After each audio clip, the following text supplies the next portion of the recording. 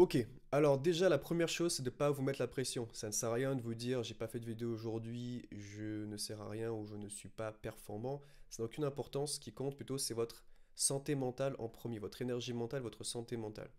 Deuxième chose, lorsque vous pensez en termes de contenu, de création de contenu sur Internet, la vraie question à vous poser c'est combien je peux en faire par jour?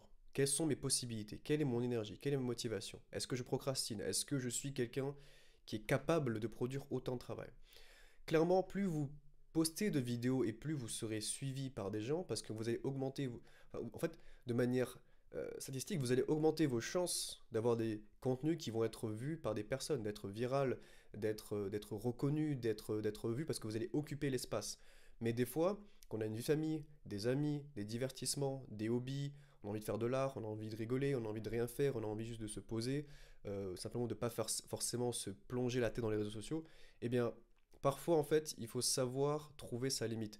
Il y a des gens qui peuvent faire 20 contenus par jour, 100 contenus par jour, et il y en a, ils font un contenu et ils sont complètement épuisés, ils n'en peuvent plus. Donc vous, votre vraie question, c'est de vous dire combien je peux en faire par jour? Quel est mon temps? Est-ce que j'ai une famille? Est-ce que j'ai des amis? Est-ce que je vais faire autre chose? Pas de vous mettre la pression. Mais si vous avez la capacité de faire un contenu par jour, c'est parfait. Un contenu par jour, c'est parfait. Si vous pouvez en faire plus, c'est mieux. Ça dépend aussi de votre thématique. Si par exemple vous faites de l'art, vous faites des dessins ou de la sculpture, c'est compliqué de faire plus de vidéos parce qu'en fait il faut parler de la même œuvre que vous faites parce que les œuvres prennent du temps à créer. Mais si par exemple vous faites de l'éducation, du conseil comme moi, vous pouvez simplement faire autant de vidéos sur des sujets disparates et différents que vous voulez traiter. Donc ça dépend de votre thématique, mais le plus important de votre énergie. Donc une vidéo par jour, c'est bien, plus c'est mieux, mais d'abord pensez en termes de combien moi je peux faire selon mes contraintes, mon temps, les études, le travail, énergie mentale, motivation. C'est le plus important. Et une fois que vous êtes dans un état mental, vous n'êtes pas en burn-out, vous êtes dans un état mental qui est positif et qui permet de créer du bon contenu, dans le sens où genre vous vous sentez à l'aise quand vous le faites, pas forcément de la qualité, et bien là, vous trouverez, vous allez trouver de manière, je veux dire, naturelle votre équilibre en termes de si c'est une fois par jour, une fois tous les 2 jours, voilà. Tous les modèles fonctionnent, les modèles en mode on met 20 vidéos par jour, ça fonctionne.